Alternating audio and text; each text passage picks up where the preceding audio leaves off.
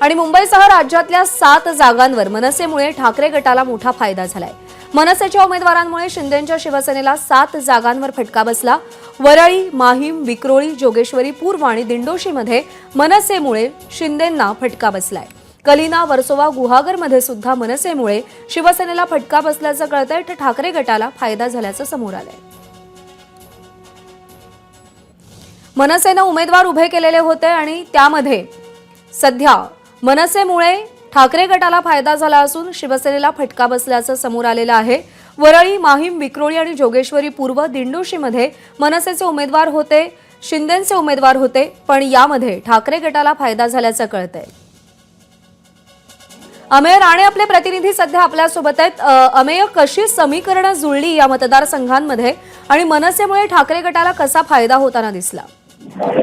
मनसेमुळे ठाकरे गटाला फायदा झाल्याचं स्पष्ट झालंय, कारण की ज्या 8 जागांवरती शिवसेना शिंदे गटाचे उमेदवार पडले तिथं मनसेच्या उमेदवारांना 3ऱ्या क्रमांकाची मतं मिळाली आहेत आणि यात प्रामुख्यानं मुंबईतल्या दादर माही मतदारसंघाचा समावेश होता। त्याचबरोबर वरळी असेल, जोगेश्वरी, त्याचबरोबर इतर ठिकाणी जे कलिना असेल आणि अन्य ठिकाणी सुद्धा गुहागरचा सुद्धा त्यात उल्लेख करावा लागेल। या ठिकाणी एक केवळ मनसेचे बाळा नांदगावकर ज्यांची अजय चौधरी यांच्याशी थेट लढत होती, त्यांचा एक अपवाद वगळला तर सर्व ठिकाणी मनसे ही 3ऱ्या क्रमांकावर राहिली आहे।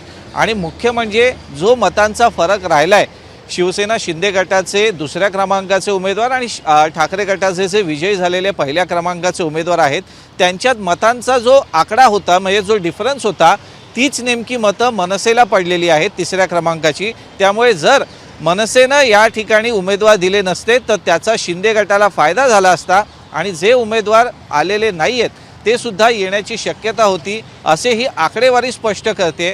त्यामुळे कुठेतरी शिवसेना शिंदे गट आणि मनसे यांच्यात अखेरच्या क्षणापर्यंत जो बेबनाव होता आणि माहीमच्या जागेवरना जे फिसकटलं एकनाथ शिंदे आणि राज ठाकरे मध्ये, त्याचा सर्वाधिक फटका हा मुख्यमंत्री एकनाथ शिंदे यांच्या उमेदवारांना बसला आणि मनसेच्या उमेदवारांमुळे ठाकरे गटाचे उमेदवार कुठेतरी विजयी झालेत आणि त्यांना फायदा झालाय, हे आकडेवारीवरनं स्पष्ट दिसतंय। प्रज्ञा, धन्यवाद दिलेल्या सगळ्या सविस्तर माहितीसाठी। एबीपी माझा, उघडा डोळे बघा नीट।